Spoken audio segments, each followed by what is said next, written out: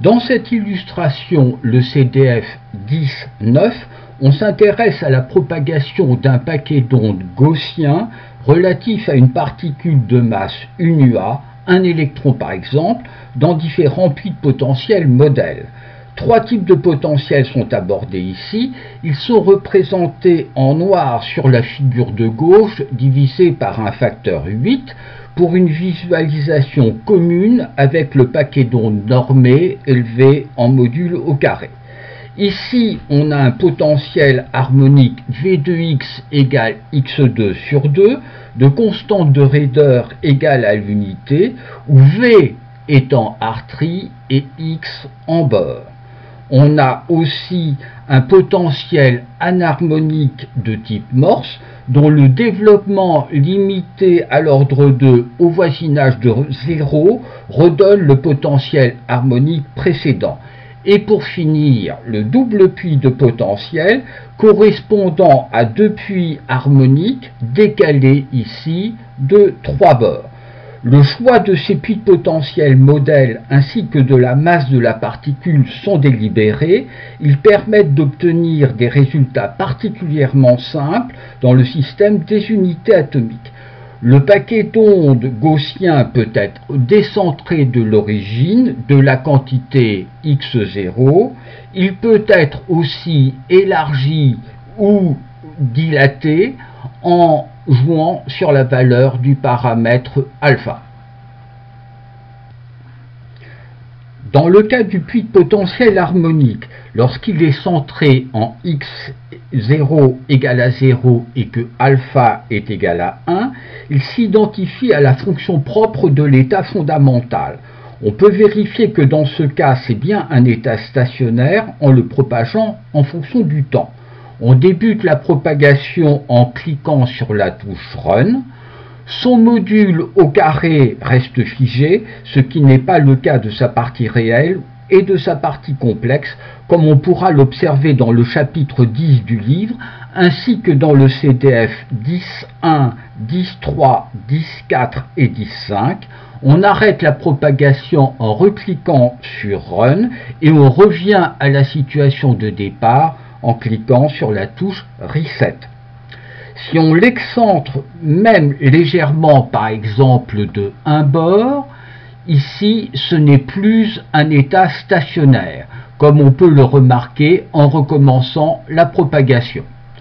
On voit le paquet d'ondes rester sous la forme gaussienne et osciller avec une période égale à 2π sur oméga égale à 2π, car la pulsation ici, oméga, est égale à 1. On peut déterminer plus précisément la période en effectuant plusieurs oscillations et en divisant le temps de propagation par ce nombre d'oscillations, ou alors en jouant sur l'intervalle de propagation de temps. Si on modifie aussi sa largeur en jouant sur le paramètre alpha, par exemple en le prenant égal à 0,75 et sa position au temps t égale à 0 égale moins 1, on peut recommencer la propagation et on voit le paquet d'ondes maintenant respirer tout en oscillant avec ici une période identique à précédemment. On a représenté sur le graphe supérieur de droite le module au carré de la fonction d'autocorrélation qui mesure le recouvrement entre le paquet d'ondes au temps t et le paquet d'ondes au temps t égal à 0. Il oscille bien entre une valeur minimale et 1 avec la même période que le paquet d'ondes. En dessous, on a représenté le module de la transformée de Fourier du temps-énergie et de la fonction d'autocorrélation. On observe très clairement des pics qui s'affinent en fonction du temps. Pour des temps de propagation assez longs, ces pics correspondent au niveau d'énergie de cette particule dans ce puits harmonique. Le premier pic correspond au niveau d'énergie 0,5 artrie, les suivants un peu moins intenses à 1,5 artrie, 2,5 artrie, 3,5 artrie, soit n plus 1 demi artrie, où n est entier ou nul. On peut régler les ordonnées de ce graphe en jouant sur l'amplitude sigma e. Dans le cas du puits de potentiel anharmonique, on peut vérifier que le paquet d'ondes n'est pas un état stationnaire comme précédemment. Si on l'excentre ici de la quantité 0,75, comme ceci, et que l'on débute la propagation, on voit le paquet d'ondes osciller en se déformant. Il perd son allure gaussienne au fur et à mesure.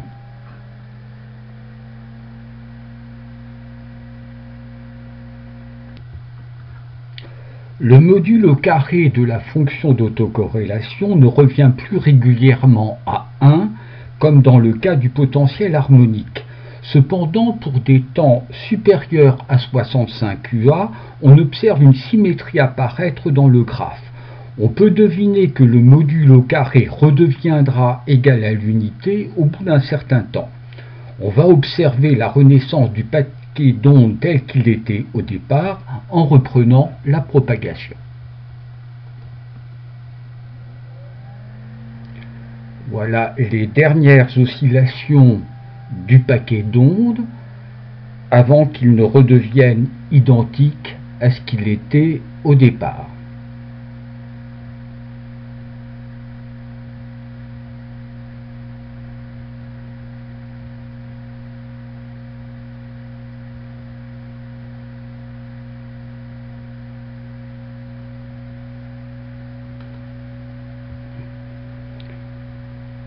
Ceci se produit pour un temps de 125,6 UA que l'on appelle temps de renaissance.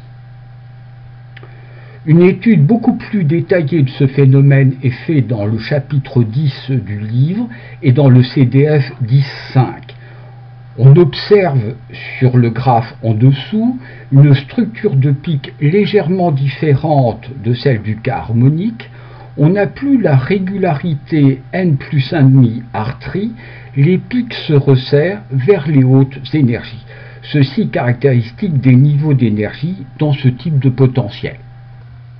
Dans le cas du double puits, un phénomène intéressant se produit lorsque l'on se place dans le cas où alpha égale 1 et x0 égale à 0. Lorsque l'on débute la propagation, on observe le paquet d'ondes fondre du côté gauche et venir occuper le côté droit de ce puits. Là, il l'occupe quasiment entièrement. Puis,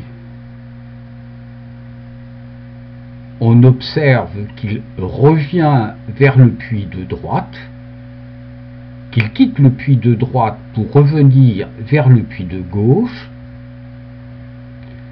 et on retrouve le paquet d'ondes tel qu'il était au temps t égale à 0 pour un temps t de 34,8 UA. Ce phénomène est quasi périodique, comme on peut s'en rendre compte en regardant le module au carré de la fonction d'autocorrélation pour des temps longs. On observe des oscillations de Rabi propres à un système à deux niveaux dont les pics sont particulièrement visibles sur le graphe du bas. L'une des énergies est un peu inférieure à 0,5 artrie, l'autre y est légèrement supérieure. Ce modèle est abondamment étudié dans le chapitre 11 du livre, ainsi que dans le CDF 11.1 et 11.2.